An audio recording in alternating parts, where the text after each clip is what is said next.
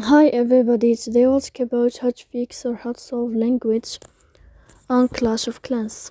To know how to fix or how to solve language on Clash of Clans app, you should just go to settings.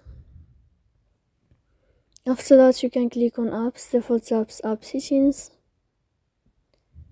Here in this list you will enter to the window or to the app of Clash of Clans.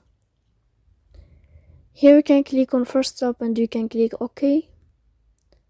Then you'll enter to storage.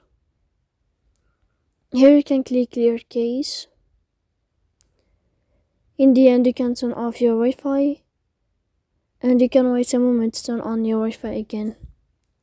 So please don't forget to support us by like and subscribe. See you next time in another video, and thank you for your attention and your watching. Goodbye.